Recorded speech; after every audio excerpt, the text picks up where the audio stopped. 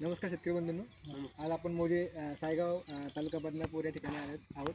इथे जर बघितलं आपण तर हा पूर्ण सरकीचा प्लॉट दिसतोय बघा आपल्याला. सरकीचा प्लॉट लावलेला आहे आणि या ठिकाणी आपण शेतकऱ्यांना नेहमी आवाहन करतो की शेतकऱ्यांनी नेहमी जेव्हा आपण सलग पीक घेतो त्या ठिकाणी आपण सापळा पीक लावले पाहिजे.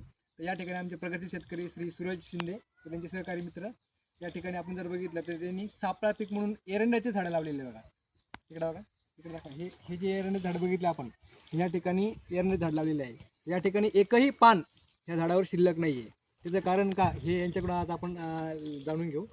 मला सांगा सुरेश भाऊ, आता हे जे झाडं लावलेले आहे हे काय झालेले आहे नेमकं? हे जे ना म्हणजे याच्यावर आळी आली, म्हणजे जे सापळ्याचे पीक लावलं आपण, म्हणजे जे फवारणीचा जे खर्च इकडे ऑलरेडी होणारा, हे एरंडा असल्यामुळे जे पीक असल्यामुळे याच्यात पुन्हा अटेंड झालेली. म्हणजे शेतातले जे किडी आहे, किडी येणारी त्याला add होऊन पूर्ण या सापळा पेपर आले आणि ह्याच्यावर बघितलं तुम्ही तर एकही झाड शिल्लक नाही, एकही पान शिल्लक नाही.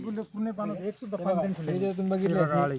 हे उंटाळी आहे बघा. उंटाळी उंटाळी या हे ठिकाणी बघा, हे प्रत्येक पानं पूर्ण खाऊन घेतलेले आहे. जर हेच जर किडी जर शेतात आली असते तर किती मोठं नुकसान झालं असतं हे प्रत्यक्ष प्रगती शेतकरी आमचे सुरेश शिंदे यांनी दाखवून दिलेले आहे. तर मला सांगा, आता ह्यांनी फायदा झाला का तुम्हाला? तेवढा झाला? खूप फायदा झाला सर याचा. म्हणजे ह्याचं जे फवारणी ते आपलं फवारणीचं जे नुकसान होणार आहे ते पूर्ण याच्यावर अटॅच झाले या ठिकाणी. माझं सगळ्या शेतकऱ्याला एक आव्हान आहे की प्रत्येकानं असं एक सापळे पीक लावायला पाहिजे शेतामध्ये बंधाऱ्यावरती.